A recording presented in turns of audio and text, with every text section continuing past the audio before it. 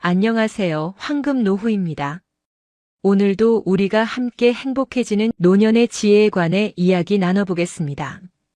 남편도 아내도 자식도 아닌 마지막 순간까지 여러분을 지켜줄 진짜 중요한 5가지가 있습니다. 이걸 모르시면 여러분은 비참하게 구걸과 고생의 연속인 노년을 보내게 되고, 이 5가지를 아시게 되면 당당한 노후를 즐기게 되실 겁니다. 여러분, 나중에 후회하지 마시고 오늘 영상을 끝까지 집중해 주세요. 얼른 메모지와 펜을 준비하셔서 적어도 좋습니다. 첫 번째는 허벅지 근육입니다.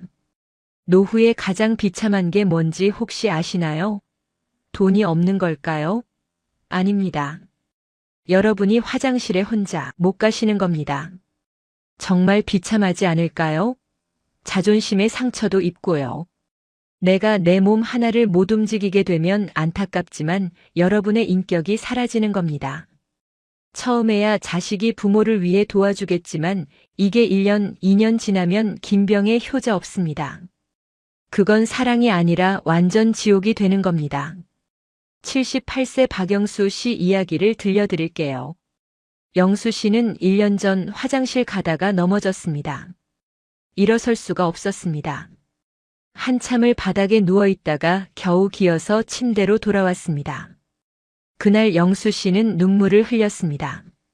그날 저녁 영수 씨는 병원에서 대퇴부 뼈에 금이 갔다는 이야기를 들었고, 그 다음날 대퇴부 기부스를 했습니다. 그는 3개월 후 회복하였습니다. 하지만 근육이 다 손실된 다리를 위해 열심히 운동해야만 했어요. 6개월간 그는 허벅지 근육 운동을 정말 열심히 했습니다. 의자를 잡고 스쿼트도 했습니다. 첫날은 3개밖에 못했습니다. 다리가 너무 떨렸습니다. 하지만 포기하지 않았습니다. 매일 아침 일어나자마자 했습니다. 1년이 지나니 50개를 할 수 있었습니다. 영수 씨는 말합니다. 제 인생이 완전히 바뀌었습니다. 이제는 화장실도 혼자 갑니다. 계단도 혼자 오릅니다. 아들한테 도움 청하지 않습니다. 통장에 10억이 있어도 혼자 화장실 못 가면 비참합니다. 기저귀를 사용해야 한다고 생각해 보십시오. 이 얼마나 수치스럽고 속상한 일일까요? 누가 도와주는 것도 한두 번이지 얼마나 자존심이 상하겠어요. 하지만 통장에 1,000만 원밖에 없어도 혼자 걸을 수 있으면 당당합니다. 서울대학교 의과대학 연구팀이 10년 동안 70세 이상 노인 1,200명을 추적 관찰한 결과가 있습니다. 허벅지 둘레가 45cm 이상인 노인과 40cm 이하인 노인을 비교했더니 놀라운 차이가 나타났습니다. 허벅지 둘레가 큰 그룹은 10년 후에도 86%가 독립적인 생활을 유지했습니다. 반면 허벅지 둘레가 작은 그룹은 54%만이 독립 생활을 유지했습니다. 나머지 46%는 요양시설에 가거나 자녀의 도움 없이는 생활할 수 없게 됐습니다. 왜 허벅지 근육이 이렇게 중요할까요? 나이가 들면 근육이 빠집니다. 그런데 허벅지 근육이 제일 먼저 빠집니다. 허벅지 근육이 약해지면 앉았다 일어서는 것이 힘들어집니다. 계단 오르기가 두려워집니다. 화장실 가는 것조차 불안해집니다. 그러면 집 밖으로 나가기가 무서워집니다. 넘어질까 봐요. 집 안에만 있게 됩니다. 그러면 근육이 더 빠집니다. 악순환입니다. 일본 오키나와는 세계에서 100세 이상 노인 비율이 가장 높은 지역입니다. 연구자들이 오키나와 장수 노인들의 공통점을 찾았습니다. 90세가 넘어도 매일 스쿼트 동작을 한다는 겁니다. 오키나와 전통 생활 방식이 좌식이라 하루에도 수십 번 앉았다 일어서기를 반복합니다. 이것이 자연스럽게 허벅지 근육을 강화시킵니다. 그래서 오키나와 노인들은 90세가 넘어도 혼자 생활합니다. 이것이 첫 번째입니다. 허벅지 근육. 노년의 자존심입니다. 두 번째는 현금 흐름입니다. 많은 분들이 착각하십니다. 나는 집이 있으니까 괜찮아. 하지만 이것은 위험한 착각입니다. 서울 강남에 15억짜리 아파트가 있는 72세 김영수 씨 부부 이야기입니다. 영수 씨는 겉으로 보면 부자입니다. 하지만 실상은 다릅니다. 매달 들어오는 돈은 국민연금 합쳐서 180만 원이 전부입니다. 영수 씨는 말합니다. 아파트 시세가 15억이래요. 하지만 제 통장엔 180만 원밖에 안 들어와요. 세금 내고 관리비 내고 나면 100만 원 남습니다. 외식 한 번 하면 5만 원입니다. 병원 가면 10만 원 나갑니다. 여행? 꿈도 못 꿉니다. 적금을 깨야 하는데 그러면 원금이 줄어들잖아요. 그게 불안해서 못 씁니다. 15억짜리 집에 사는데 커피 한 잔 마시는 것도 아깝습니다. 영수 씨 부부는 답답합니다. 집은 큰데 삶은 너무나도 여유가 없고 팍팍합니다. 재산은 많은데 하루하루가 조심스럽습니다. 반대로 72세 이순자 씨는 다릅니다. 순자 씨는 6억짜리 아파트를 주택연금으로 전환했습니다. 매달 180만 원이 들어옵니다. 남편 국민연금 100만 원을 합치면 280만 원입니다. 순자 씨는 말합니다. 한 달에 280만 원이 들어와요. 확실하게요. 죽을 때까지요. 이게 얼마나 마음 편한지 몰라요. 평일에 제주도 3박 4일 다녀왔어요. 60만 원 들었어요. 하지만 괜찮아요. 다음 달에 또 380만 원 들어오니까요. 문화센터도 등록했어요. 친구랑 외식도 가끔 해요. 순자 씨 부부는 집값은 더 저렴합니다. 하지만 삶은 더 풍요롭습니다. 왜일까요? 매달 쓸 수 있는 돈이 들어오고 있고 그만큼 마음의 여유가 항상 있기 때문이에요. 통계청과 한국보건사회연구원이 공동으로 발표한 2025년 노인 생활 실태 조사를 보면 충격적인 수치가 나옵니다. 노년 2인 가구가 최소한의 품위를 유지하며 살아가려면 월 평균 270만 원이 필요합니다. 문화생활과 여가까지 누리려면 월 평균 350만 원이 필요합니다.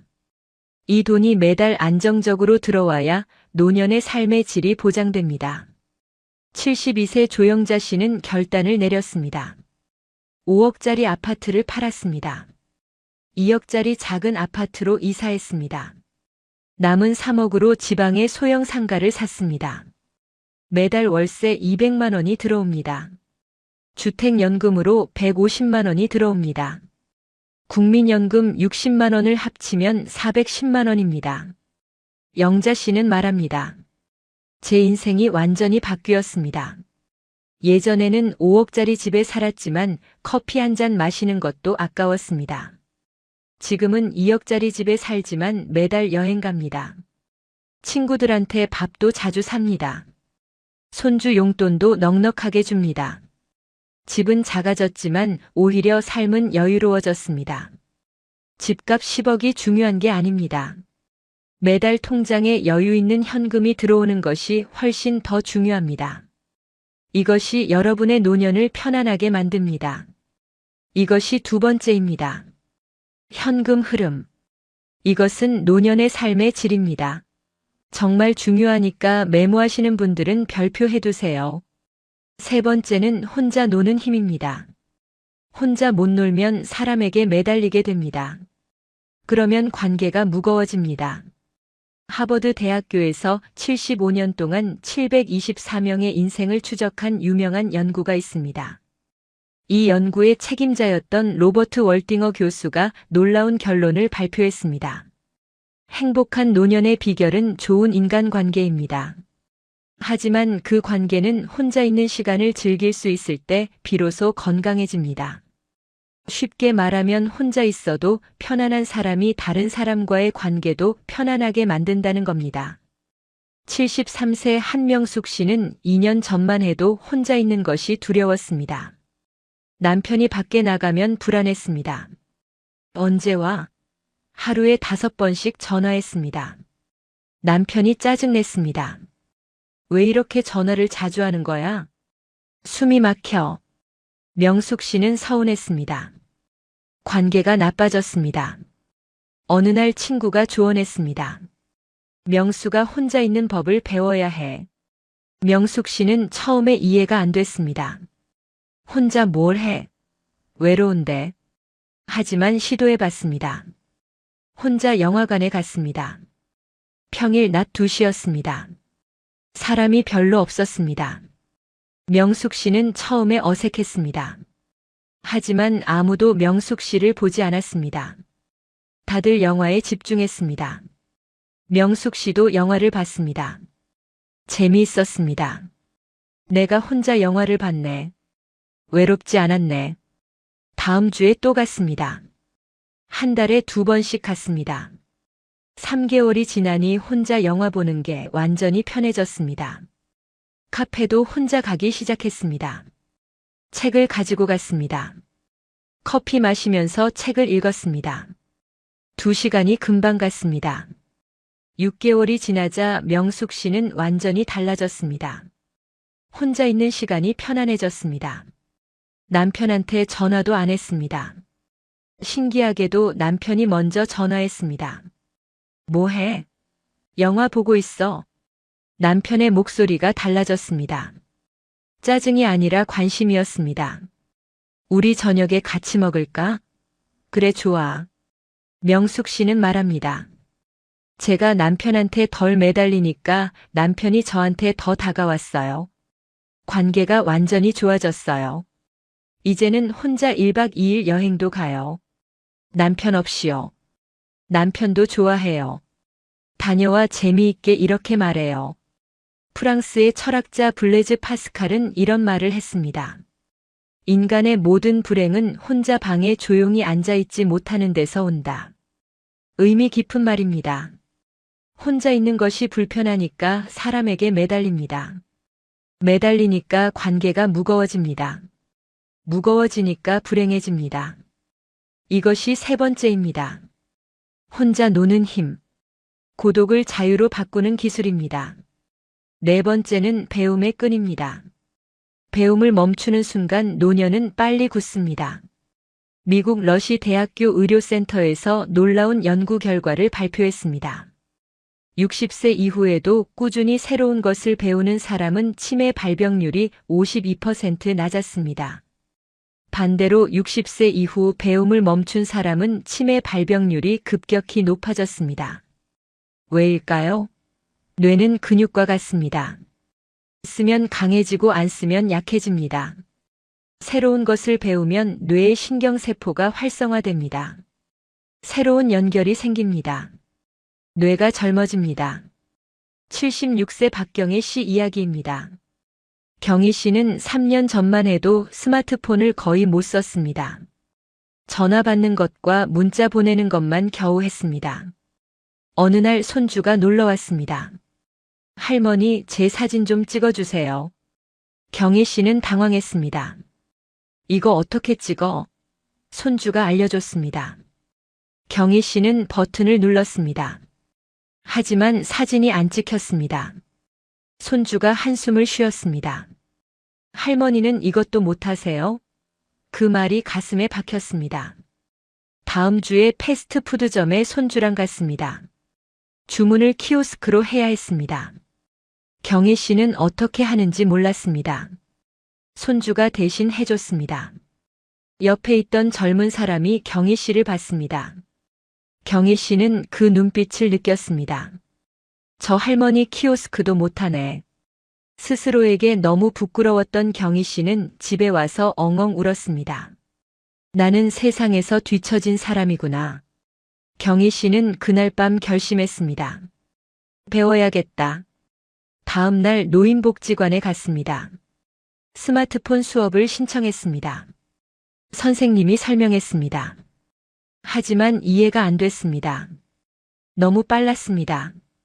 다른 분들은 잘 따라 하는데 경희 씨만 못했습니다. 창피했습니다. 하지만 포기하지 않았습니다.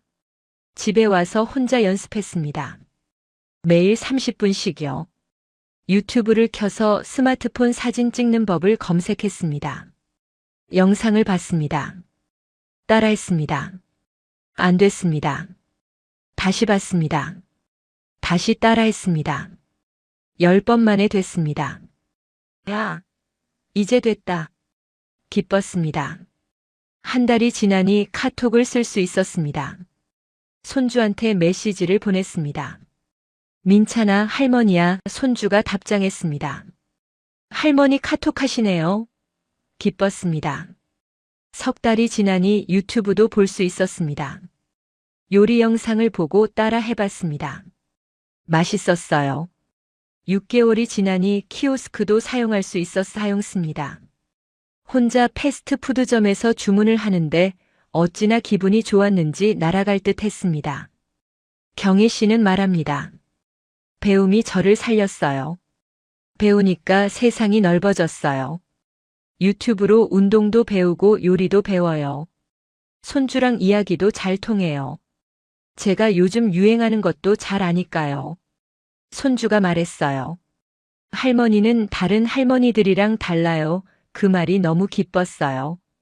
일본의 와타나베 미키오라는 분이 계십니다. 현재 90세입니다. 87세에 아이폰 앱 개발을 배웠습니다. 89세에 직접 만든 앱이 애플 앱스토어에 등록됐습니다. 세계 최고령 앱 개발자로 기네스북에 올랐습니다. 와타나베 할아버지는 말합니다. 나이는 핑계가 될 수 없습니다. 배우고 싶으면 배우면 됩니다. 배움에는 나이 제한이 없습니다. 이것이 4번째입니다. 배움의 끈과 열정. 늙지 않는 사람들의 비밀입니다. 5번째는 심리적 독립입니다.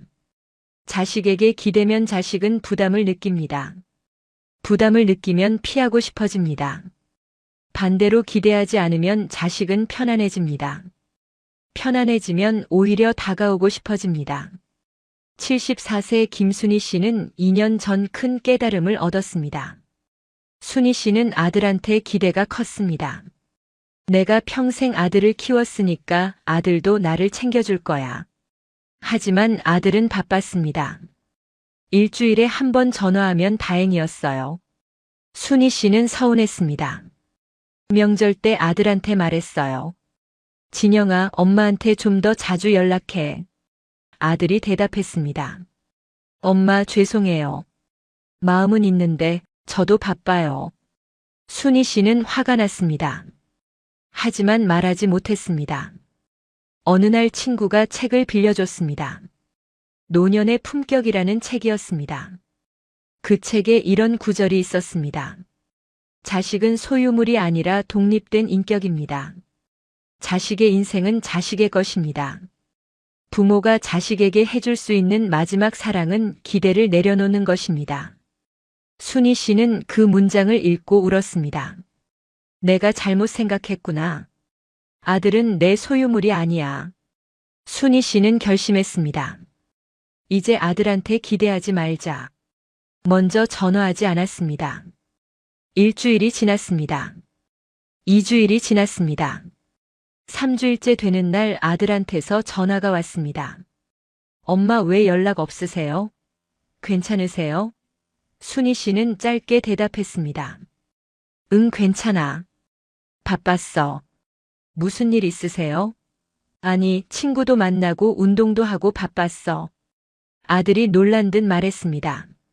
엄마 요즘 바쁘시네요? 응, 엄마가 요즘 좀 바쁘네. 그날 통화가 20분 동안 이어졌습니다. 그 후로 아들이 먼저 연락하는 횟수가 늘었습니다. 일주일에 한 번이던 게 2~3번이 됐습니다. 방문도 늘었습니다. 한 달에 한 번이던 게 2~3번이 됐습니다. 순희 씨는 말합니다. 제가 기대를 내려놓으니까 아들이 오히려 더 챙겨줘요. 신기해요. 역설적이에요. 놓으니까 가까워졌어요. 스위스의 심리학자 칼 융은 말했습니다. 우리가 저항하는 것은 지속되고 우리가 받아들이는 것은 변화한다. 자식이 멀어지는 것을 저항하면 더 멀어집니다. 자식이 멀어지는 것을 받아들이면 오히려 가까워집니다. 이것이 5번째입니다. 심리적 독립. 관계를 살리는 역설의 힘입니다. 오늘 이야기한 5가지를 정리하겠습니다. 첫째, 허벅지 근육, 자존심입니다. 둘째, 현금 흐름, 삶의 질입니다. 셋째, 혼자 노는 힘, 자유입니다. 넷째, 배움의 끈과 열정, 청춘입니다. 다섯째, 심리적 독립, 존엄입니다. 이 5가지가 완벽하지 않아도 됩니다. 하나만이라도 시작해 보시면 좋겠습니다. 하나가 바뀌면 나머지도 따라서 바뀝니다. 77세 조영자 씨는 말합니다. 저는 75세에 시작했습니다. 스쿼트부터 시작했습니다. 스쿼트를 하니까 몸이 가벼워졌습니다. 몸이 가벼워지니까 밖에 나가고 싶었습니다. 밖에 나가니까 혼자 노는 법을 배웠습니다. 혼자 노니까 외롭지 않았습니다. 외롭지 않으니까 자식한테 덜 매달렸습니다. 덜 매달리니까 관계가 좋아졌습니다. 하나가 바뀌니까 다 바뀌었습니다. 제 인생이 75세에 완전히 바뀌었습니다. 지금이 제일 행복합니다. 오늘 우리는 함께 노후의 배우자나 자식에게 기대지 않고 스스로 당당하게 살아가기 위한 5가지를 이야기했습니다. 허벅지 근육, 현금 흐름, 혼자 노는 힘, 배움의 끈과 열정, 그리고 심리적 독립. 이 5가지만 기억하신다면 여러분의 노년은 이미 절반은 성공한 겁니다. 이제 여러분께 남은 것은 행복한 노후를 누리시는 것뿐입니다. 오늘 이 내용이 가슴에 와닿으셨다면 구독과 좋아요로 저희와 함께 해주시면 감사하겠습니다. 혹시 주변에 이 내용이 필요하신 분이 계신다면 이 영상을 나눠주시면 좋겠습니다. 여러분의 작은 나눔이 누군가에게는 인생을 바꾸는 소중한 계기가 될 수 있습니다. 그리고 댓글로 여러분의 이야기를 들려주시면 정말 기쁘겠습니다. 이 5가지 중 어떤 것이 가장 와닿으셨나요? 여러분 한 분 한 분 모두 당당하고 자유롭고 행복한 노후 보내시길 진심으로 바랍니다. 자식이나 배우자에게 기대지 않아도 괜찮습니다. 여러분은 이미 충분히 멋진 분들입니다. 여러분 스스로 아름다운 노년을 만들어 가실 수 있습니다. 오늘 이 영상을 보신 것만으로도 여러분은 이미 변화의 첫걸음을 내디디신 겁니다. 내일 아침이 기대되지 않으신가요? 작은 시작이 큰 변화를 만들어 갑니다. 항상 건강하시고 매일 행복하시길 바랍니다. 지금까지 황금 노후였습니다. 오늘도 함께 해주셔서 진심으로 감사드립니다. 안녕하세요. 황금 노후입니다. 오늘도 우리가 함께 행복해지는 지혜에 관해 이야기 나눠보겠습니다. 큰 집이 노후를 망칩니다. 이 말을 들으시면 어떤 생각이 드십니까? 큰 집이 뭐가 나빠? 집은 클수록 좋은 거 아닌가? 이렇게 생각하실 수도 있습니다. 하지만 오늘 이 영상을 끝까지 보시면 생각이 완전히 바뀌실 겁니다. 오늘은 3가지를 말씀드리겠습니다. 첫째, 큰 집이 노후를 어떻게 망치는지. 둘째, 부부에게 딱 좋은 황금 평수가 무엇인지. 셋째, 다운사이징의 놀라운 반전까지입니다. 이걸 모르시면 여러분은 평생 큰 집의 노예로 사시게 될 것이고 이걸 아시면 평생 행복하고 편안한 노후를 즐기시게 될 겁니다. 나중에 후회하지 마시고 오늘 영상 끝까지 집중해 주세요. 혹시 이런 생각 한 번쯤 해보셨나요? 이 집에서 평생 살았는데 이젠 너무 넓다. 청소도 힘들고 관리비도 부담되는데. 그래도 집은 크면 좋은 거 아닌가? 많은 분들이 이렇게 생각하십니다. 하지만 노후의 집은 자랑이 아닙니다. 삶의 질입니다. 오늘은 2가지를 말씀드리겠습니다. 첫째, 많은 분들이 착각하고 있는 큰 집의 함정. 둘째, 오히려 인생을 가볍게 만드는 노후의 황금 평수입니다. 먼저 왜 큰 집이 노후의 짐이 되는지 말씀드리겠습니다. 노후에 가장 많이 들리는 말이 있습니다. 집은 있는데 마음은 편하지 않다. 젊을 때 큰 집은 성공의 상징이었습니다. 40평, 50평 집을 샀을 때 얼마나 뿌듯했습니까? 우리도 이제 성공했구나 이렇게 생각하셨을 겁니다. 하지만 노년에는 상황이 완전히 달라집니다. 74세 김영수 씨 이야기를 들려드리겠습니다. 영수 씨는 서울의 45평 아파트에 삽니다. 30년 전에 샀습니다. 당시엔 자랑이었습니다. 방 4개의 거실도 넓고 주방도 넓었습니다. 자녀 둘이 각자 방을 쓰고 부부도 안방을 쓰고 서재도 따로 있었습니다. 완벽했습니다. 하지만 지금은 다릅니다. 자녀들은 다 독립했습니다. 45평 아파트에 부부 둘만 삽니다. 영수 씨는 말합니다. 방 4개 중에 우리가 쓰는 건 안방 하나뿐이에요. 나머지 방 3개는 1년에 명절 때 자식들 오면 며칠 쓰고 나머지는 그냥 비어 있어요. 하지만 청소는 해야 해요. 먼지가 쌓이니까요. 일주일에 한 번 방 3개를 다 청소합니다. 무릎이 아픕니다.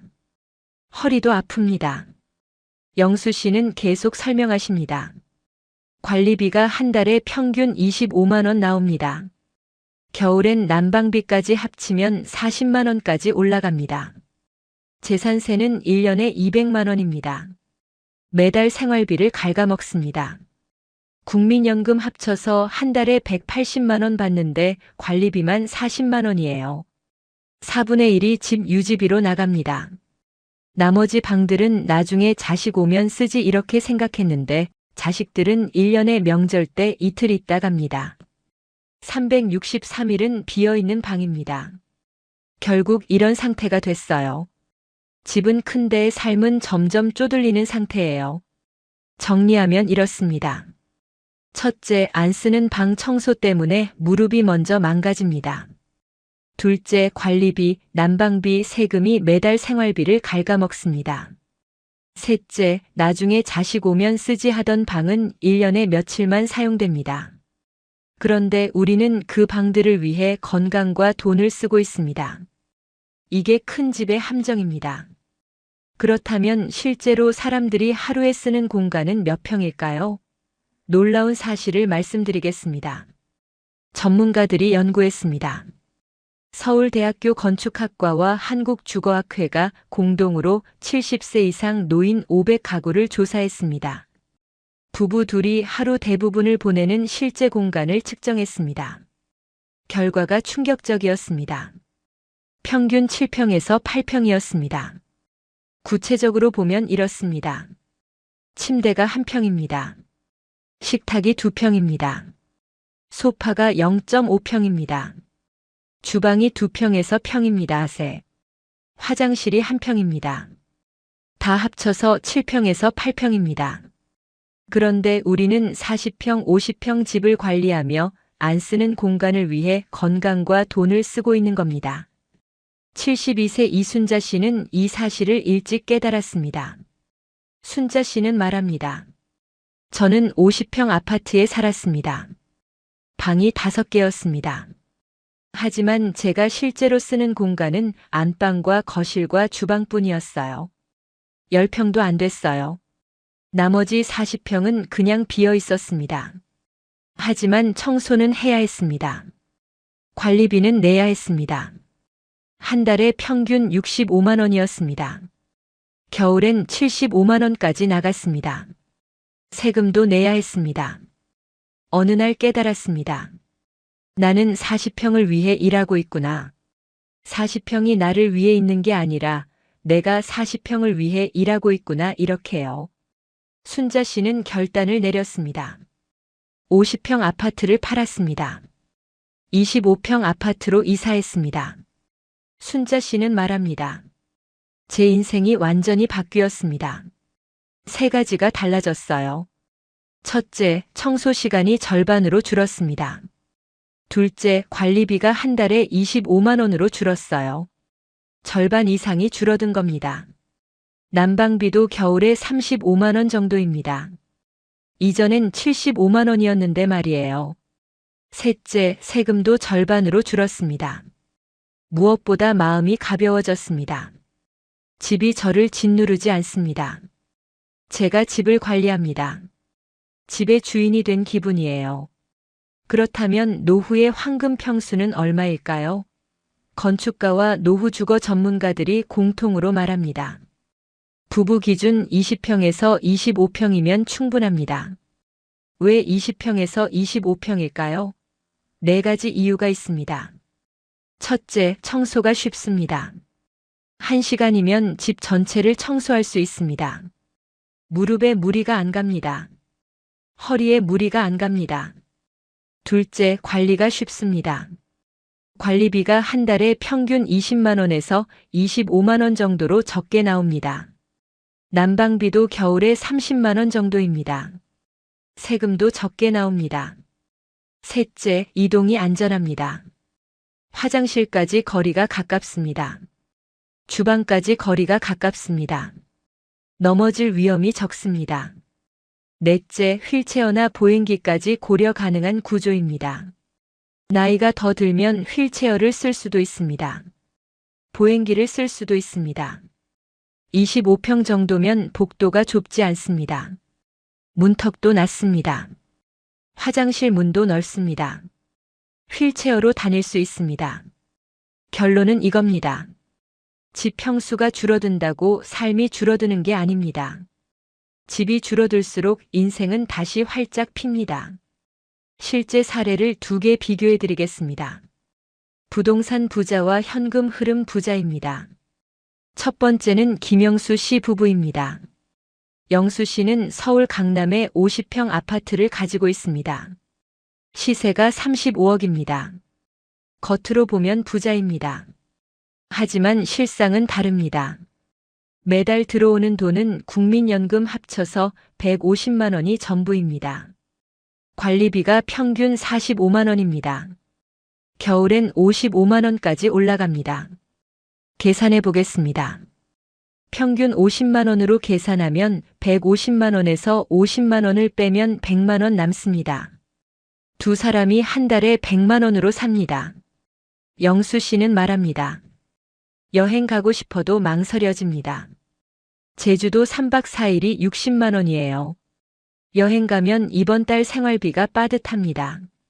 외식도 자주 못합니다. 한 번에 5만 원씩 나갑니다. 문화센터 등록하고 싶은데 한 달에 12만 원이에요. 부담됩니다. 집값은 35억인데 늘 아껴야 하는 삶입니다. 두 번째는 이순자 씨 부부입니다. 순자 씨는 다릅니다. 순자 씨는 50평 아파트를 팔았습니다. 35억을 받았습니다.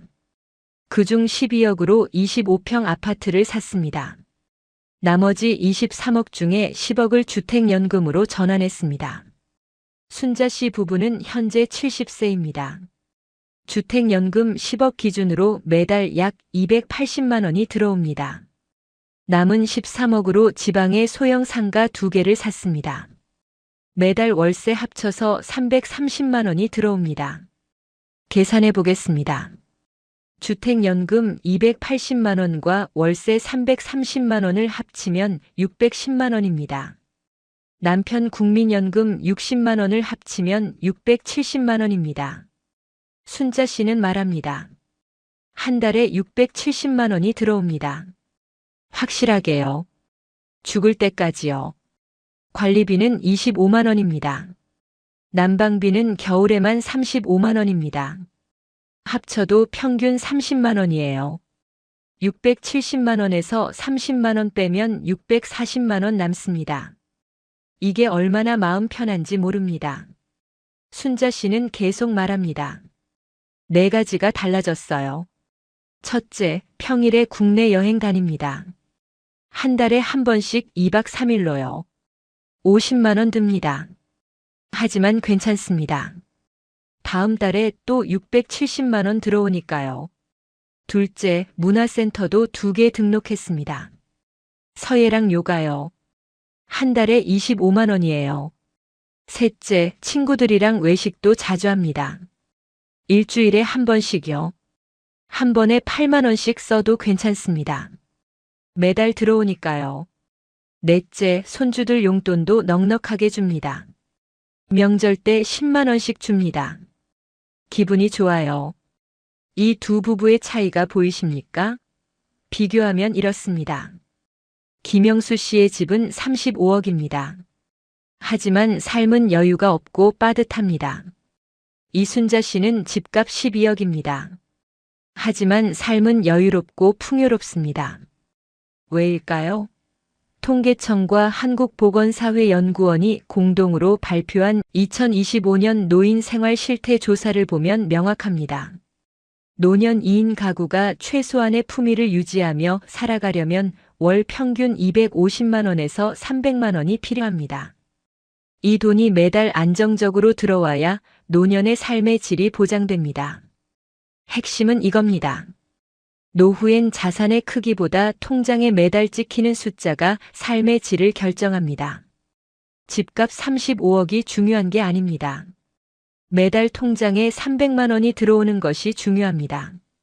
그렇다면 다운사이징을 어떻게 해야 할까요? 단순히 작은 집으로 옮기는 게 아닙니다.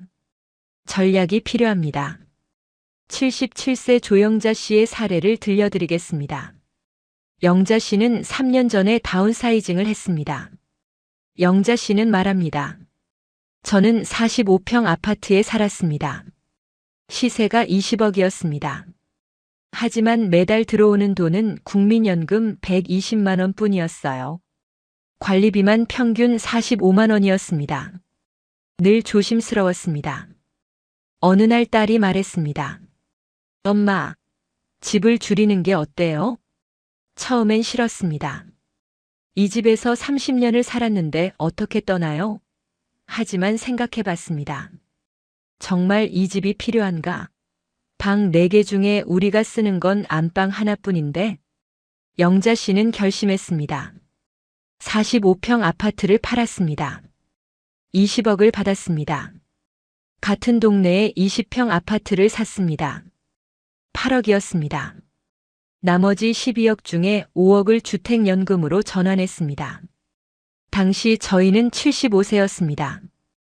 5억 주택연금 기준으로 매달 약 170만 원이 들어옵니다. 남은 7억으로 소형 오피스텔 2개를 샀습니다. 매달 월세 합쳐서 240만 원이 들어옵니다. 계산하면 이렇습니다. 주택연금 170만 원과 월세 240만 원을 합치면 410만 원입니다. 남편 국민연금 70만 원을 합치면 480만 원이에요. 영자 씨는 말합니다. 제 인생이 완전히 바뀌었습니다. 3가지가 달라졌어요. 첫째, 집은 작아졌지만 삶은 훨씬 여유로워졌습니다. 둘째, 청소 시간이 절반으로 줄었습니다. 관리비가 한 달에 20만 원으로 줄었어요. 셋째, 무엇보다 매달 480만 원이 확실하게 들어옵니다. 마음이 편합니다. 영자 씨는 계속 말합니다. 지난달에 남편이랑 일본 여행 다녀왔습니다. 5일 동안 180만 원 들었습니다. 하지만 괜찮아요.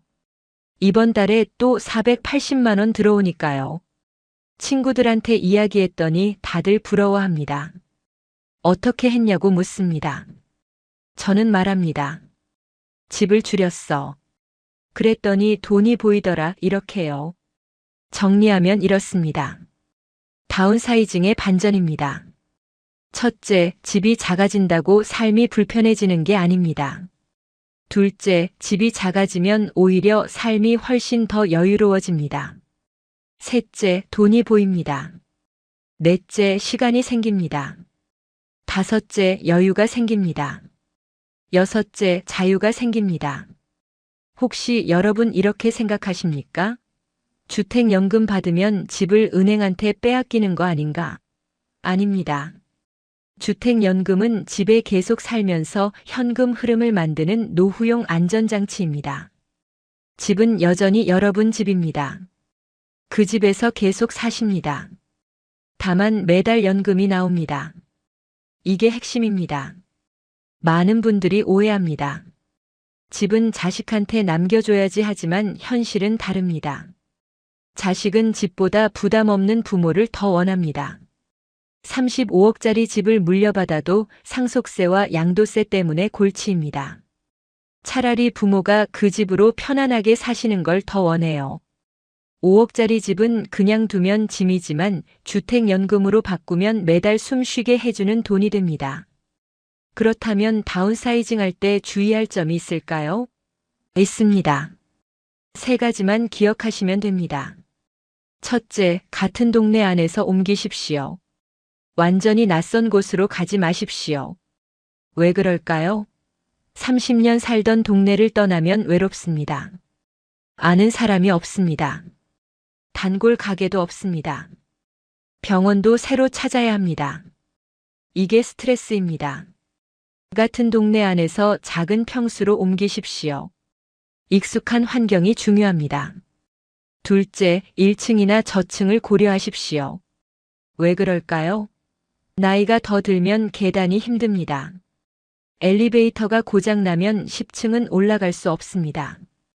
1층이나 2층이 좋습니다. 바로 나갈 수 있습니다. 응급 상황에도 빠릅니다. 셋째, 병원과 마트가 걸어서 10분 안에 있는 곳을 선택하십시오. 왜 그럴까요? 차를 몰 수 없게 되면 걸어서 갈 수 있는 거리가 중요합니다. 이 세 가지만 지키시면 됩니다. 이제 노후에 집 주변에 반드시 있어야 할 세 가지를 말씀드리겠습니다. 이게 정말 중요합니다. 더 집중해서 들어주세요.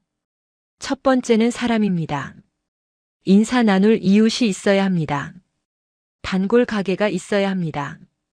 왜 그럴까요? 고립은 노후 최대의 적입니다. 영국 의학저널에 충격적인 연구 결과가 실렸습니다. 70세 이상 노인이 사회적으로 고립되면 사망 위험이 50% 증가합니다. 담배를 하루 15갭이 피우는 것과 같은 수준입니다. 고립이 담배보다 더 위험합니다. 75세 한명숙 씨는 이 사실을 몸소 체험했습니다. 명숙 씨는 말합니다. 저는 3년 전에 자녀 따라 새로운 동네로 이사했습니다. 아파트는 좋았습니다. 하지만 아는 사람이 없었어요. 엘리베이터에서 사람을 만나도 인사할 사람이 없었습니다. 단골 가게도 없었습니다. 집에만 있게 됐습니다. 외로웠습니다. 우울해졌습니다. 6개월 만에 다시 원래 동네로 돌아왔습니다. 똑같은 평수였지만 마음이 완전히 달랐어요. 아는 사람들이 있었습니다. 슈퍼 아저씨가 반겨줬어요. 동네 할머니들이 오랜만이라고 했습니다. 살아있는 느낌이 들었습니다. 두 번째는 걷기 가능한 공원이나 산책로입니다. 병원보다 먼저 필요한 게 매일 걷는 길입니다. 하버드 의과대학 연구팀이 발표했습니다. 70세 이상 노인이 매일 30분 이상 걸으면 세 가지가 달라집니다. 첫째, 치매 발병률이 40% 감소합니다. 둘째, 심혈관 질환 위험도 35% 감소합니다. 셋째, 우울증 위험도 30% 감소합니다. 걷기가 거의 만병통치약 수준입니다. 그런데 걸으려면 걸을 곳이 있어야 합니다. 집 근처에 공원이 있어야 합니다. 산책로가 있어야 합니다. 안전하고 평평한 길이 있어야 합니다. 세 번째는 1차 의료기관과 약국입니다. 큰 병원보다 가까운 의원 하나가 더 중요합니다. 왜 그럴까요? 나이가 들면 자주 가는 곳이 병원입니다. 혈압약 받으러 갑니다. 당뇨약 받으러 갑니다. 감기 걸리면 갑니다. 한 달에 2~3번은 갑니다. 큰 병원은 멀면 가기 힘듭니다. 주차도 어렵습니다. 대기 시간도 깁니다. 하지만 동네 의원은 다릅니다. 걸어서 10분이면 갑니다. 대기 시간도 짧습니다. 의사 선생님이 얼굴을 압니다. 편해요. 약국도 마찬가지입니다. 걸어서 갈 수 있는 약국이 있어야 합니다. 그래서 인프라가 중요합니다. 두 가지만 말씀드리겠습니다. 첫째, 돈이 많으면 백화점 인프라 근처가 좋습니다. 백화점에는 다 있습니다. 식당도 있고 문화센터도 있고 병원도 있고 카페도 있습니다. 걸어 다니기 좋습니다. 에어컨도 나오고 난방도 나옵니다. 화장실도 깨끗합니다. 노인들의 천국입니다. 둘째, 돈이 보통이면 복지관 인프라가 최고의 선택입니다. 노인복지관 근처에 사십시오. 복지관에도 다 있습니다. 무료 운동 프로그램도 있고, 무료 문화 프로그램도 있고, 무료 식사도 제공합니다. 친구도 만들 수 있습니다. 이게 최고의 인프라입니다. 오늘 이야기한 내용을 정리하겠습니다. 5가지를 기억하시면 됩니다. 첫째, 큰 집이 노후를 망칩니다. 안 쓰는 방이 여러분의 건강과 돈을 갉아먹습니다. 50평 아파트는 관리비만 한 달에 평균 65만 원입니다. 둘째, 노후의 황금 평수는 20평에서 25평입니다. 부부 둘이 살기에 딱 좋습니다. 청소도 쉽고 관리비도 한 달에 20만 원에서 25만 원으로 적고 이동도 안전합니다. 셋째, 집값보다 현금 흐름이 중요합니다. 매달 통장에 250만 원에서 300만 원이 찍히는 것이 삶의 질을 결정합니다. 넷째, 주택연금을 활용하십시오. 70세 기준 5억 집이면 매달 약 145만 원이 나옵니다. 75세면 약 175만 원이 나옵니다. 다섯째, 같은 동네 안에서 다운사이징 하십시오. 집 주변에 사람과 공원과 병원이 있어야 합니다. 조선시대 실학자 정약용 선생님은 이런 말씀을 하셨습니다. 사람은 많이 가진 것으로 편안해지는 것이 아니라 불필요한 것을 덜어낼 때 비로소 편안해진다. 핵심은 이겁니다. 노후는 더 쌓는 시간이 아닙니다. 가볍게 내려놓는 시간입니다. 집이라는 무거운 갑옷을 벗을 때 비로소 인생 후반전이 시작됩니다. 76세 박경희 씨는 말합니다. 저는 74세에 다운사이징을 했습니다. 40평에서 22평으로 옮겼어요.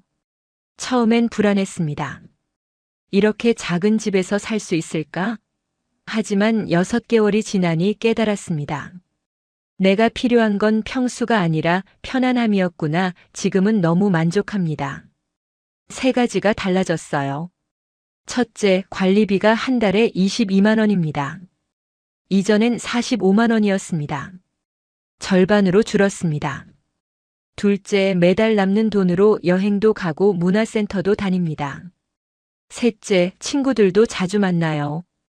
인생이 이렇게 가벼울 수 있구나, 이렇게 느낍니다. 오늘 우리는 함께 큰 집의 함정과 노후의 황금 평수에 대해 이야기했습니다. 정리하면 이렇습니다. 첫째, 집은 20평에서 25평이면 충분합니다. 청소도 쉽고 관리도 쉽고 이동도 안전합니다. 둘째, 매달 통장에 250만 원에서 300만 원이 찍히게 만드십시오. 이게 진짜 노후 안전망입니다. 셋째, 익숙한 동네 안에서 사람과 공원과 병원이 가까운 곳을 선택하십시오. 이 3가지만 기억하신다면 여러분의 노년은 이미 절반은 성공한 겁니다. 이제 여러분께 남은 것은 가볍고 자유로운 노후를 즐기시는 것뿐입니다. 오늘 이 내용이 가슴에 와닿으셨다면 구독과 좋아요로 저희와 함께 해주시면 정말 감사하겠습니다. 혹시 주변에 큰 집 때문에 고민하시는 분이 계신다면 이 영상을 꼭 나눠주십시오. 여러분의 작은 나눔이 누군가에게는 인생을 바꾸는 소중한 계기가 될 수 있습니다. 그리고 댓글로 여러분의 이야기를 들려주시면 정말 기쁠 것 같아요. 2가지가 궁금합니다. 첫째, 여러분은 지금 몇 평에 사십니까? 둘째, 다운사이징을 고려하고 계십니까? 3가지만 기억하십시오. 첫째, 큰 집이 꼭 좋은 건 아닙니다. 둘째, 여러분께 딱 맞는 집이 좋은 집입니다. 셋째, 여러분은 이미 충분히 지혜로운 분들이십니다. 오늘 이 영상을 보신 것만으로도 여러분은 이미 변화의 첫걸음을 내디디신 겁니다. 집이라는 무거운 짐을 내려놓으실 준비가 되셨습니까? 작은 결단이 큰 자유를 만들어갑니다. 항상 건강하시고 매일 행복하시길 바랍니다. 지금까지 황금 노후였습니다. 오늘도 함께 해주셔서 진심으로 감사드립니다. 전화를 끊는 순간 나도 모르게 눈물이 났습니다. 74세 박순자 씨의 말입니다. 그날도 제가 먼저 아들한테 전화했어요. 잘 지내니? 밥은 먹었니? 아들은 무심하게 이렇게 대답했습니다. 네, 바빠요, 엄마. 나중에 전화할게요. 이렇게 짧게 끊었어요. 3분도 안 됐어요. 전화 끊고 나서 갑자기 눈물이 나더라고요. 참았는데 참을 수가 없었어요. 내가 왜 이렇게 살아야 할까? 왜 늘 나만 먼저 전화하고, 아들은 왜 한 번도 먼저 전화 안 할까? 그날 밤 잠을 못 잤어요. 내가 뭘 잘못했나? 내가 좋은 엄마가 아니었나? 이런 생각만 들었어요. 순자 씨는 한참을 말을 멈췄다가 말합니다. 그때 정말 외로웠어요. 평생 자식을 위해 살았는데, 왜 이렇게 외로울까 싶었어요. 하지만 지금 박순자 씨는 완전히 달라졌습니다. 믿기지 않으시죠? 하지만 사실입니다. 6개월 후 순자 씨는 이렇게 말합니다. 지금 너무 행복해요. 아들과의 관계도 정말 좋아졌어요. 이제는 아들이 먼저 전화해요. 엄마 요즘 어떻게 지내세요? 일주일에 2~3번씩 전화가 와요. 방문도 늘었어요. 한 달에 1번이었는데 이제는 2~3번 와요. 그리고 가장 놀라운 건 아들 태도가 달라졌어요. 저를 존중해요. 엄마도 바쁘시구나, 엄마도 인생이 있으시구나, 이렇게 생각하는 것 같아요. 예전에는 제가 당연한 존재였는데, 이제는 소중한 존재가 됐어요. 순자 씨는 웃으며 말합니다. 6개월 전 그날 밤 눈물 흘렸던 게 제 인생의 전환점이었어요. 그때 결심했거든요.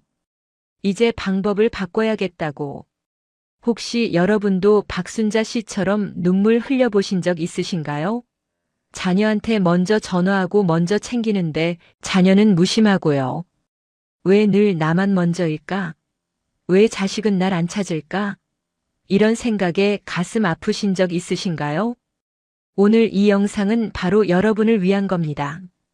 오늘 이 영상을 끝까지 보시면 여러분께 3가지 유익이 있습니다. 첫째, 왜 자녀가 무심한지 그 이유를 명확하게 아시게 될 겁니다. 자녀가 나쁜 게 아니라 구조가 그렇게 만들었다는 걸 이해하시게 돼요. 둘째, 박순자 씨처럼 6개월 만에 자녀와의 관계를 완전히 바꾸는 구체적인 방법 5가지를 배우시게 됩니다. 셋째, 자녀를 미워하지도 않고 스스로를 탓하지도 않으면서 존엄하게 사는 법을 아시게 될 겁니다. 끝까지 함께 해주세요. 자, 이야기 시작합니다. 여러분은 자녀와 얼마나 자주 연락하시나요? 일주일에 1번? 한 달에 1번? 그리고 그 연락은 누가 먼저 하나요? 여러분이 먼저 하시나요? 아니면 자녀가 먼저 하나요? 솔직하게 생각해 보세요. 아마 대부분 여러분이 먼저 하실 겁니다. 자녀가 먼저 전화하는 경우는 드물 거예요. 왜 그럴까요? 자녀가 부모를 사랑하지 않아서일까요? 아닙니다. 구조가 그렇게 만들어졌기 때문입니다. 우리는 평생 자녀를 위해 살았습니다. 아침에 일어나서 밥 차려주고, 학교 보내고, 공부 챙기고, 대학 보내고, 결혼시키고, 모든 게 자녀 중심이었어요. 그 과정에서 우리는 늘 주는 역할이었습니다. 자녀는 늘 받는 역할이었고요. 이게 수십 년 반복되면 어떻게 될까요? 자녀에게 부모의 헌신이 당연한 것이 됩니다. 부모님은 원래 이렇게 해주는 거야. 부모님은 늘 내 편이야. 부모님은 항상 나를 먼저 생각해 이렇게요. 이게 나쁜 의도가 아닙니다. 그냥 익숙해진 겁니다. 공기처럼요. 공기가 소중한 건 알지만 매 순간 감사하진 않잖아요. 부모도 그렇게 됩니다. 소중한 건 알지만 당연하게 여겨집니다. 그리고 자녀가 결혼하면 상황은 더 달라집니다. 자녀의 삶에 우선순위가 생겨요. 첫 번째는 배우자입니다. 배우자와의 관계가 가장 중요해집니다. 두 번째는 아이입니다. 자기 자녀를 키우는 게 최우선이에요. 세 번째는 직장입니다. 생계를 위해 일해야 하니까요. 그 다음에 부모가 옵니다. 네 번째예요. 이게 잘못된 게 아닙니다. 자연스러운 겁니다. 누구나 자기 가정이 먼저니까요. 하지만 부모 입장에서는 서운합니다. 내가 평생 너를 첫 번째로 생각했는데 이제 나는 네 번째구나. 이렇게 느껴지니까요. 2025년 서울대학교 가족관계학과 연구에 따르면 70세 이상 부모 중 78%가 자녀와의 연락을 먼저 시작한다고 합니다.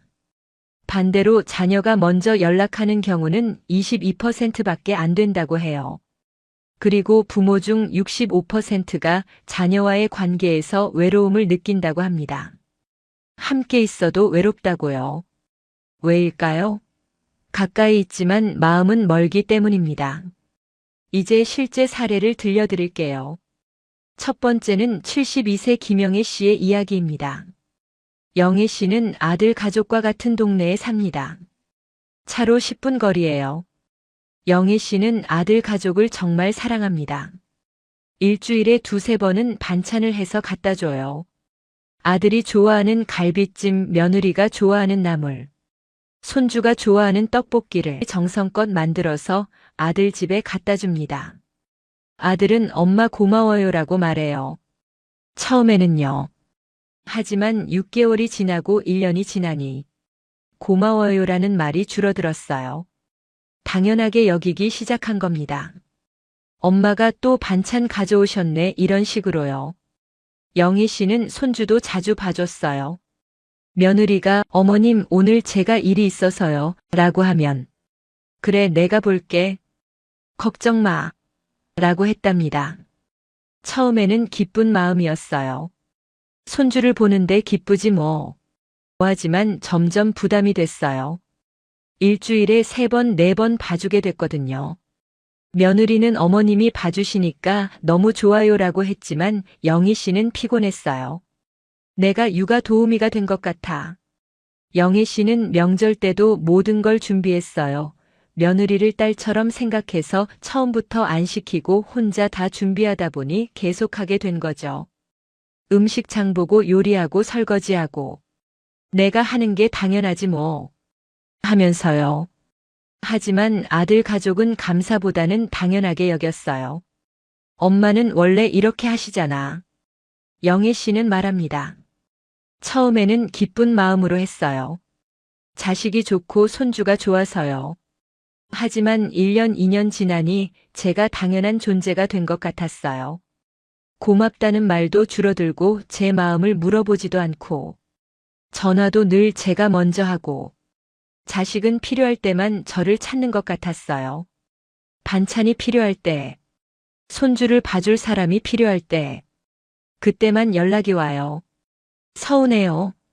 속상해요. 하지만 말 못해요. 말하면 자식한테 부담 줄까봐. 영희 씨의 기대는 점점 커졌어요. 이렇게 많이 해줬으니까 자식이 날 더 챙겨주겠지? 자주 와주겠지? 고마워하겠지? 하지만 현실은 달랐어요. 아들은 바빴고 며느리는 자기 일이 많았고 손주는 학원이 바빴어요. 영애 씨를 챙길 시간이 없었답니다. 영애 씨는 외로웠어요. 내가 이렇게 많이 해줬는데 왜 자식은 날 챙기지 않을까? 어느 날 영희 씨는 깨달았답니다. 내가 너무 많이 해줬구나. 자식한테 내가 당연한 존재가 됐구나. 영희 씨는 지금도 서운합니다. 하지만 어떻게 해야 할지 모르겠답니다. 혹시 여러분도 영희 씨처럼 자녀를 위해 모든 걸 많이 해주셨나요? 반찬 해주고, 손주 봐주고, 집안일 도와주고요. 그런데 자녀는 당연하게 여기나요? 고맙다는 말이 줄어들었나요? 그렇다면 여러분도 영희 씨와 같은 상황입니다. 사랑이 부족해서가 아닙니다. 구조가 그렇게 만든 겁니다. 부모가 너무 많이 주면 자녀는 받는 게 당연해집니다. 그리고 부모는 점점 외로워집니다. 이번엔 76세 이정숙 씨의 이야기를 들려드릴게요. 정숙 씨도 아들이 있습니다. 같은 동네에 살아요. 하지만 정숙 씨는 영희 씨와 다르게 살았습니다. 3년 전 정숙 씨는 결심했어요. 거리를 두자. 자식한테 너무 많이 해주지 말자. 왜 그런 결심을 했냐고요? 제가 영애 씨처럼 살았거든요. 자식한테 반찬 해주고, 손주 봐주고 뭐든 다 해줬어요. 하지만 자식은 당연하게 여겼어요. 고맙다는 말도 없고 전화도 안 하고, 저만 서운하고 외로웠어요. 그래서 생각했어요. 이렇게 사는 게 맞나? 내가 뭘 잘못하고 있나? 정숙 씨는 방법을 바꿨습니다. 첫째, 먼저 연락하지 않았어요. 늘 제가 먼저 전화했거든요. 그걸 멈췄어요. 기다렸어요. 일주일, 2주일. 아들이 전화할 때까지요. 처음엔 불안했답니다. 자식이 전화 안 하면 어떡하지?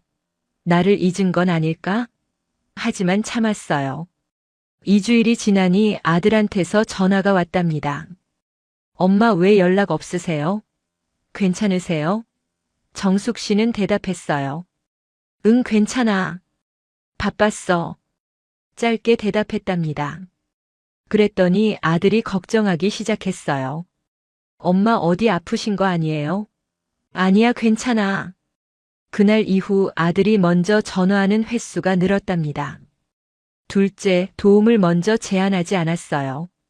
예전에는 제가 먼저 손주 봐줄까? 반찬 해줄까? 이렇게 물어봤어요. 그걸 멈췄어요. 대신 아들이 부탁할 때만 들어줬어요. 며느리가 어머님 오늘 손주 좀 봐주실 수 있으세요? 라고 하면 정숙 씨는 먼저 자기 일정을 확인했어요. 오늘은 약속이 있어서 어려워. 내일은 괜찮아. 이렇게요. 처음엔 미안했답니다. 자식한테 거절하는 게 미안했어요. 하지만 제 일정도 중요하니까 솔직하게 말했어요. 그랬더니 며느리가 달라졌답니다. 어머님도 일정이 있으시구나. 미리 여쭤봐야겠다. 정숙 씨를 당연한 존재가 아니라 존중해야 할 사람으로 보기 시작한 거예요. 셋째, 자녀의 삶에 간섭하지 않았어요. 예전에는 이것저것 물어봤어요. 요즘 직장 어때? 아이 교육은 어떻게 시키니? 너희 부부 사이는 괜찮니? 이런 거요. 하지만 이제는 안 물어봐요. 자식이 말하면 들어주지만 먼저 물어보진 않아요. 정숙 씨는 말합니다. 자식에게도 사생활이 있어요. 제가 물어보면 부담스러울 수 있어요. 그래서 기다려요. 자식이 말하고 싶을 때 말할 때까지요. 넷째, 자기 삶을 먼저 채웠어요. 저는 제 삶이 없었거든요. 하루 종일 자식 생각만 했어요. 지금은 달라요. 친구도 만나고 운동도 하고 취미도 생겼어요. 요가도 하고 등산도 가요. 제 인생이 바쁘니까 자식한테 기대하지 않게 되더라고요. 정숙 씨는 일주일에 친구를 3번 만나고 요가를 2번 하고 등산을 1번 갑니다. 바빠요. 자식 생각할 시간이 없어요. 그게 좋아요. 다섯째, 괜찮다는 말을 진짜로 만들었어요. 예전에는 괜찮다고 말하지만 속으로는 괜찮지 않았어요. 서운하고 외로웠어요. 하지만 이제는 진짜 괜찮아요. 제 삶이 충만하니까요. 자식이 안 와도 괜찮아요. 전화 안 해도 괜찮아요. 저는 저대로 잘 살고 있으니까요. 3년이 지난 지금 정숙 씨와 아들의 관계는 어떨까요? 놀랍게도 더 좋아졌답니다. 아들이 먼저 연락하는 횟수가 늘었어요. 엄마 이번 주말에 뵈러 갈게요. 엄마 요즘 뭐 하세요? 방문도 늘었답니다. 한 달에 1번이었던 게 이제는 2~3번이 됐어요. 그리고 가장 중요한 건 아들의 태도가 달라졌다는 겁니다. 엄마를 부담으로 보지 않고 존중하기 시작했어요. 엄마도 바쁘시구나. 엄마도 인생이 있으시구나 이렇게 생각하는 것 같아요. 정숙 씨는 말합니다. 거리를 두니까 오히려 가까워졌어요. 덜 해주니까 더 고마워해요. 먼저 연락 안 하니까 자식이 먼저 연락해요. 역설적이지만 사실이에요. 혹시 여러분 이 두 사람의 이야기를 들으시면서 어떤 생각이 드시나요? 영애 씨처럼 자녀에게 많이 해주고 계신가요? 아니면 정숙 씨처럼 거리를 두고 계신가요? 솔직하게 생각해 보세요. 아마 대부분 영희 씨처럼 사실 겁니다. 왜냐하면 우리는 그렇게 배웠으니까요. 부모는 자녀에게 많이 해줘야 한다. 부모는 희생해야 한다 이렇게요. 하지만 그게 꼭 맞는 건 아닙니다. 때로는 덜 해주는 게 관계를 더 좋게 만듭니다. 여기서 중요한 메시지를 드리고 싶어요. 자녀에게 더 잘해야 관계가 유지된다고 생각하시나요? 아닙니다. 자녀와의 관계는 거리 조절로 깊어집니다. 너무 가까우면 당연해집니다. 적당한 거리가 있어야 그리움이 생기고 존중이 생깁니다. 이게 역설적이지만 사실입니다. 그럼 이제 존중받는 부모가 되는 5가지 지혜를 구체적으로 알려드릴게요. 첫째, 먼저 연락을 줄이는 용기입니다. 지금까지 자녀한테 먼저 전화하셨나요? 이제 그걸 줄이세요. 일주일에 3번 했다면 1번으로 줄이세요.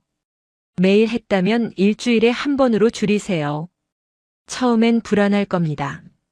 자식이 나를 잊는 건 아닐까? 걱정하지 마세요. 안 잊습니다. 오히려 자녀가 먼저 연락하기 시작할 겁니다. 엄마 왜 연락 없으세요? 이렇게요.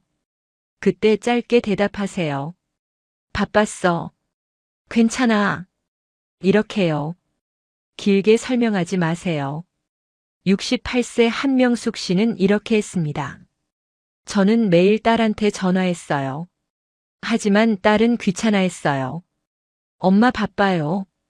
이렇게 짧게 끊었어요. 그래서 전화를 줄였어요. 일주일에 1번만 했어요. 그랬더니 딸이 먼저 전화하기 시작했어요. 엄마 괜찮으세요? 걱정하더라고요. 지금은 관계가 훨씬 좋아요. 둘째, 도움은 요청받았을 때만 주기입니다. 먼저 반찬 해줄까? 손주 봐줄까? 이렇게 제안하지 마세요. 자녀가 부탁할 때까지 기다리세요. 그리고 부탁받았을 때도 내 일정을 먼저 확인하세요. 오늘은 약속이 있어서 어려워. 내일은 괜찮아. 이렇게 말하세요. 여러분도 일정이 있는 사람입니다. 자녀 일정만큼 여러분 일정도 중요합니다. 당당하세요. 71세 조영자 씨는 이렇게 했습니다. 저는 늘 먼저 손주 봐줄까? 라고 물어봤어요. 며느리는 네 감사합니다 라고 했지만 당연하게 여겼어요. 그래서 방법을 바꿨어요. 며느리가 부탁할 때만 들어줬어요. 그리고 제 일정이 있으면 솔직하게 말했어요.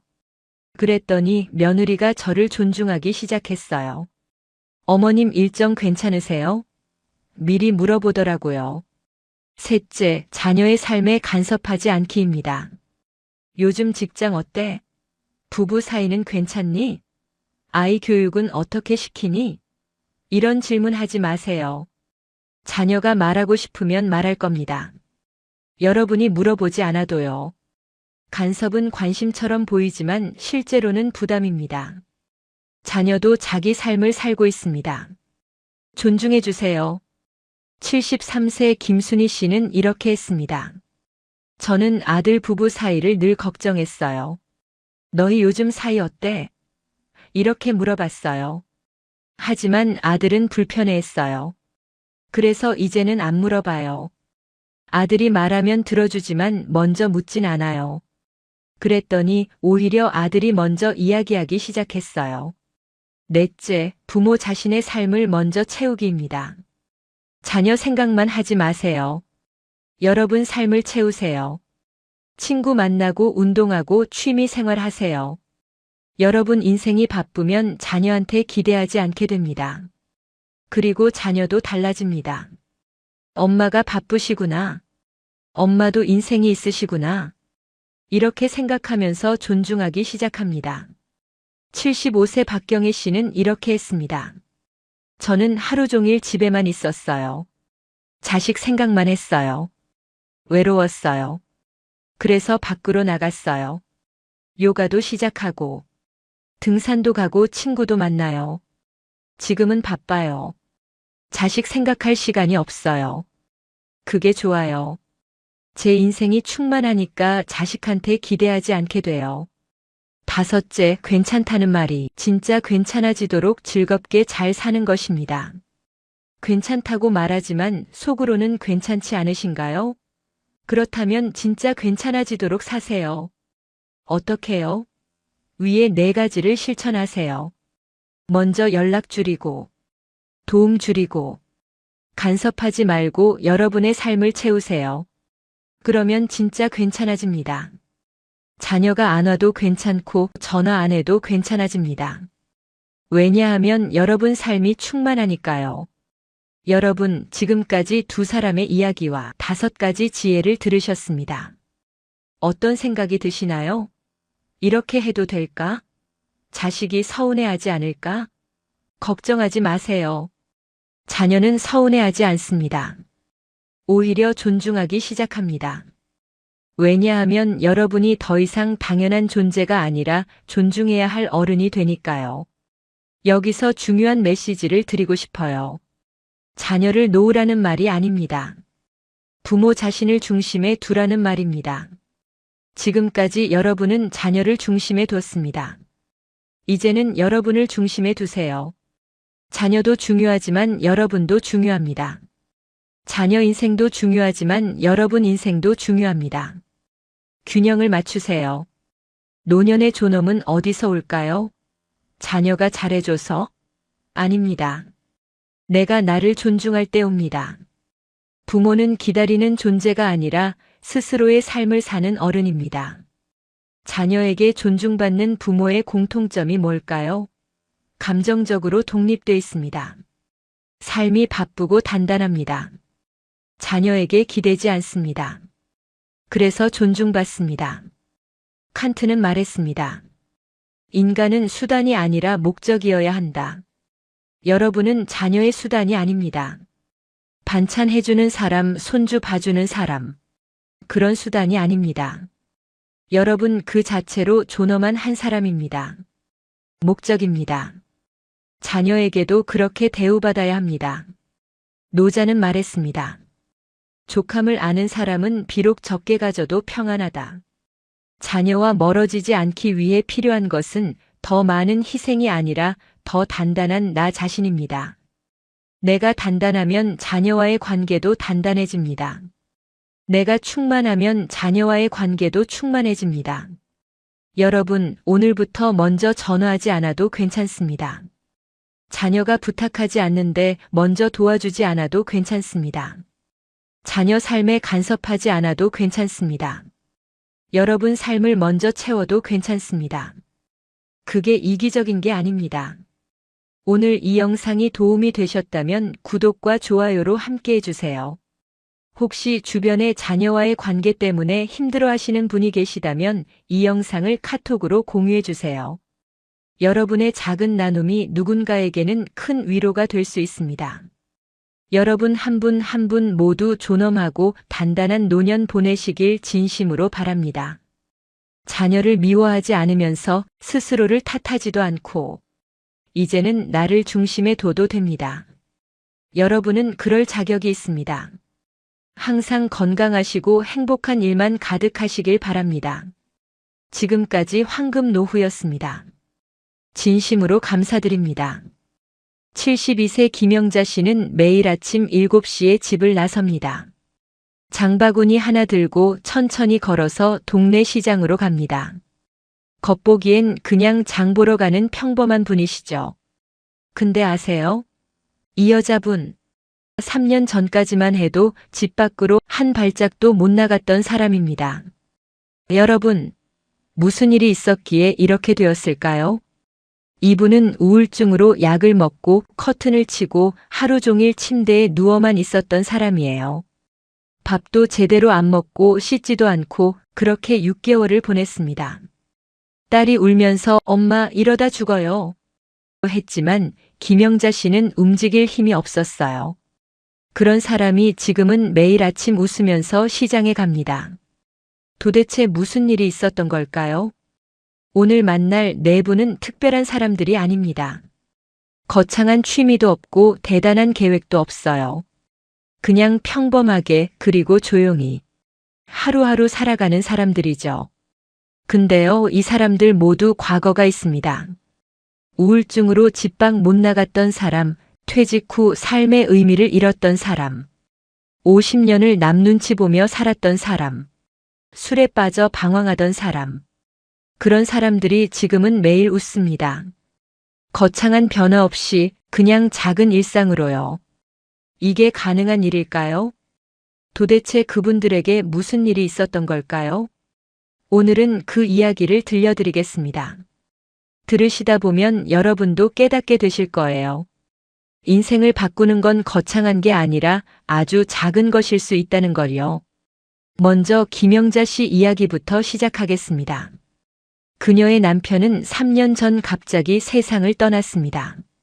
아침에 출근하려다 쓰러졌고 병원으로 옮겨졌지만 그날 저녁 숨을 거뒀습니다. 심근경색이었습니다. 너무 갑작스러웠습니다. 전날까지 멀쩡했어요. 같이 저녁 먹고 TV 보고 그렇게 평범한 하루였는데 다음날 아침에 갑자기 쓰러진 거예요. 믿을 수가 없었어요. 장례식 내내 실감이 안 났어요. 이게 꿈인가 싶었어요. 장례를 치르고 나서 김영자 씨는 무너졌습니다. 집에 혼자 있는 게 견딜 수 없었습니다. 남편이 앉았던 소파, 남편이 쓰던 컵, 남편 옷이 걸린 옷장, 모든 게 남편을 떠올리게 했습니다. 남편이 보이는 거예요. 현관문 열리면 여보 왔어? 하고 나올 것 같고 저녁 때 되면 밥상 차려야 할 것 같고 밤에 자려고 누우면 옆에 있을 것 같고요. 근데 없잖아요. 그게 너무 괴로웠어요. 김영자 씨는 커튼을 쳤습니다. 햇빛이 들어오는 게 싫었습니다. 세상이 계속 돌아가는 게 죽도록 싫었습니다. 남편은 죽었는데 세상은 아무렇지 않게 흘러가는 게 화가 났습니다. 딸이 매일 전화했습니다. 엄마 밥 먹었어요? 김영자 씨는 응, 아니, 귀찮다는 듯이 짧게 대답하고 전화를 끊었습니다. 딸이 집에 찾아와도 문을 안 열어줬습니다. 괜찮으니까 그냥 가. 그렇게 6개월이 흘렀습니다. 딸은 더 이상 참을 수 없었습니다. 어느 날 딸은 열쇠를 가지고 집에 들어왔습니다. 김영자 씨는 침대에 누워 있었습니다. 머리는 산발이었고 방은 어질러져 있었고 냄새가 났습니다. 딸은 울었습니다. 엄마, 이러다 죽어요. 제발 일어나요. 김영자 씨는 눈물이 났습니다. 미안해. 근데 엄마 힘이 없어. 일어날 수가 없어. 딸은 김영자 씨를 억지로 일으켰습니다. 씻겼습니다. 옷을 갈아입혔습니다. 그리고 말했습니다. 엄마, 나랑 밖에 나가요. 딱 한 번만.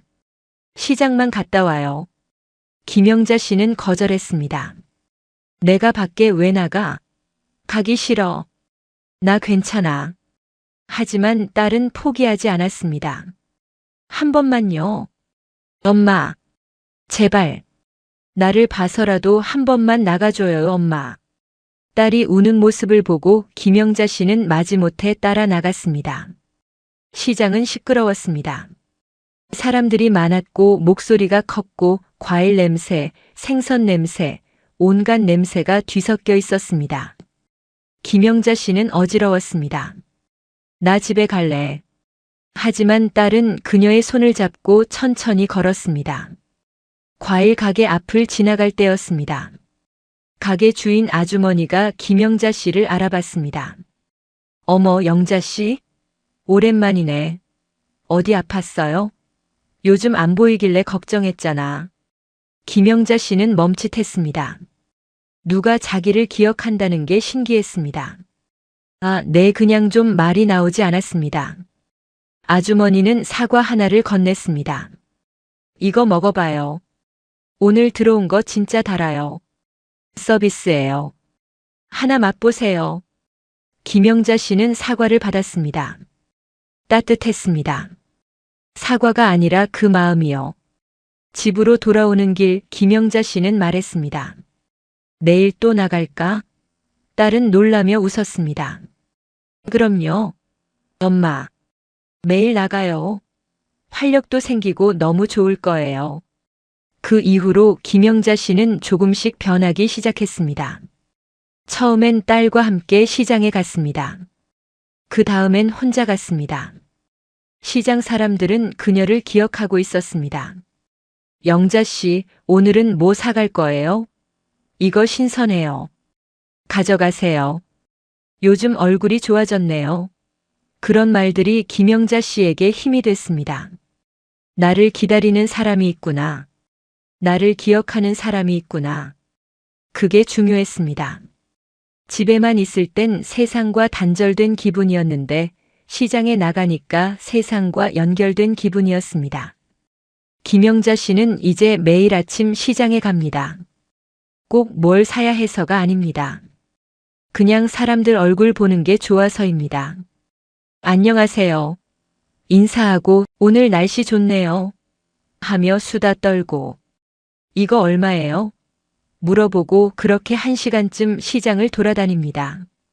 집에 돌아와서는 산 것들을 정리하고 간단히 요리하고 점심을 먹습니다.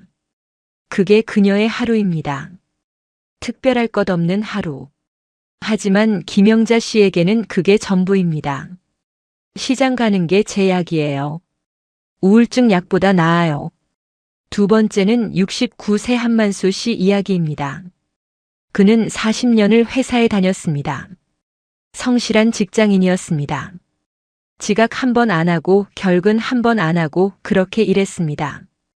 회사가 그의 전부였습니다. 아침에 눈 뜨면 회사 갈 생각, 저녁에 집에 와서도 내일 회사 일 생각, 주말에도 회사 걱정. 그렇게 40년을 보냈습니다. 그런데 65세에 정년퇴직했습니다. 마지막 날 회사 나올 때 울었어요. 40년을 다녔는데 이제 안 가도 되는구나 싶으니까 허무하더라고요. 동료들이 수고했어요 하고 박수 쳐줬지만 집에 돌아오는 길이 너무 멀게 느껴졌어요. 퇴직 후 한만수 씨는 무엇을 해야 할지 몰랐습니다. 아침에 일어나도 갈 곳이 없었습니다. 출근할 필요가 없었습니다. 처음 일주일은 좋았습니다. 이제 늦잠 자도 되는구나. 출근 안 해도 되는구나. 하지만 2주째부터 불안해지기 시작했습니다. 나 지금 뭐 하는 거지? 이렇게 시간만 보내도 되는 건가?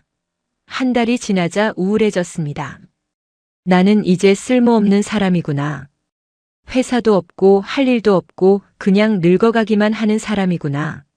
한만수 씨는 일부러 바쁘게 지내려고 했습니다. 등산 모임에 나갔습니다. 근데 재미없었습니다. 다들 떠들썩하게 수다 떠는데 그는 말을 섞을 수가 없었습니다. 당구장에도 가봤습니다. 근데 실력이 없어서 맨날 졌습니다. 지는 게 싫었습니다. 독서 모임도 가봤습니다. 근데 책을 읽어도 내용이 머리에 안 들어왔습니다. 집중이 안 됐습니다. 뭘 해도 재미가 없었어요. 아무것도 하기 싫었어요. 그냥 집에 있는 게 편했어요. 근데 집에만 있으니까 자꾸 생각이 많아지더라고요. 나 이러다 죽는 거 아닌가, 내 인생 뭐였나, 그런 생각들이요. 어느 날 한만수 씨는 산책을 나갔습니다. 특별한 이유는 없었습니다. 그냥 답답해서 나간 거였습니다. 집 근처 공원을 걷다가 벤치에 앉았습니다. 그냥 잠깐 쉬려고 앉은 건데 앉아 있으니까 편했습니다. 사람들이 지나갔습니다. 조깅하는 사람, 강아지 산책시키는 사람, 아이 손잡고 가는 엄마, 자전거 타는 청년. 다들 바쁘게 움직였습니다. 한만수 씨는 그냥 가만히 앉아서 그걸 봤습니다. 바람이 불었습니다. 나뭇잎이 흔들렸습니다. 새가 지저귀는 소리가 들렸습니다. 그 순간 이상한 느낌이 들었어요. 평화로웠어요. 아무것도 안 하는데 괜찮다는 생각이 들었어요. 꼭 뭘 해야 하는 건 아니구나. 그냥 앉아 있어도 되는구나. 그날 이후 한만수 씨는 매일 그 벤치에 갑니다. 아침 10시쯤 커피 한 잔 들고 나가서 벤치에 앉습니다. 1시간쯤 앉아 있습니다. 아무것도 안 합니다. 그냥 앉아서 사람들 지나가는 거 보고 하늘 보고 나무 보고 그렇게 시간을 보냅니다. 처음엔 이게 뭐 하는 건가 싶었어요. 시간 낭비 아닌가 싶었어요. 근데 계속 하다 보니까 이게 낭비가 아니더라고요. 오히려 이 시간이 제일 소중해요. 아무 생각 안 하고 그냥 있는 거요. 명상 같은 거예요. 마음이 편해져요. 가끔 옆에 누가 앉으면 인사를 나눕니다. 날씨 좋네요. 그러게요. 짧은 대화지만 기분이 좋습니다. 강아지가 지나가면 귀엽네요 하고 웃습니다. 아이가 뛰어가면 조심해요 하고 말합니다. 그런 작은 교류가 한만수 씨를 세상과 연결시켜 줍니다. 40년 회사 다닐 땐 너무 바빴어요. 빨리빨리 열심히 그렇게 살았어요. 근데 이제는 천천히 살아요. 아무것도 안 해도 괜찮아요. 그냥 앉아서 하루가 지나가는 걸 보는 것도 좋아요. 이게 제 노년의 행복이에요. 한만수 씨는 더 이상 우울하지 않습니다. 쓸모없다는 생각도 안 합니다. 내가 뭘 해야 가치 있는 사람인 게 아니에요. 그냥 존재하는 것만으로도 괜찮아요. 그걸 이 벤치에서 배웠어요. 세 번째는 74세 이순희 씨 이야기입니다. 그녀는 50년을 시어머니 모시고 살았습니다. 결혼하자마자 시댁으로 들어갔고 시어머니가 돌아가실 때까지 함께 살았습니다. 시어머니가 입맛이 까다로우셨어요. 반찬이 마음에 안 들면 상을 엎으시기도 했어요. 그러면 저는 다시 만들어야 했죠. 국이 싱겁다 짜다. 고기가 질기다. 생선이 비리다. 맨날 뭐가 문제였어요. 이순희 씨는 매일 새벽 5시에 일어나 밥상을 차렸습니다. 시어머니 입맛에 맞춰서 여러 가지 반찬을 만들어야 했습니다. 자기가 먹고 싶은 건 중요하지 않았습니다. 시어머니가 드실 것만 중요했습니다. 제 입맛은 없었어요. 그냥 시어머니가 좋아하시는 거, 남편이 좋아하는 거, 애들이 좋아하는 거, 그것만 만들었어요. 나는 그냥 남은 거 먹으면 됐어요. 50년을 그렇게 살았습니다. 시어머니를 모시고 남편 뒷바라지하고 자식들 키우고 그렇게 살았습니다. 자기를 위한 시간은 없었습니다. 자기가 먹고 싶은 것도 못 먹었습니다. 심지어 라면도 못 먹었습니다. 시어머니가 라면을 싫어하셨어요. 그런 거 먹으면 몸에 안 좋다 하시면서 라면을 집에 두지도 못하게 하셨어요. 저는 라면이 먹고 싶었는데 못 먹었어요. 5년 전 시어머니가 돌아가셨습니다. 그리고 3년 전 남편도 세상을 떠났습니다. 자식들은 다 독립했습니다. 이순희 씨는 처음으로 혼자가 됐습니다. 처음엔 막막했어요. 이제 뭐 하며 살지? 누굴 위해 밥을 차리지? 하지만 며칠 지나니까 이상한 자유가 느껴졌습니다. 아침에 일어나도 밥상 차릴 필요가 없었습니다.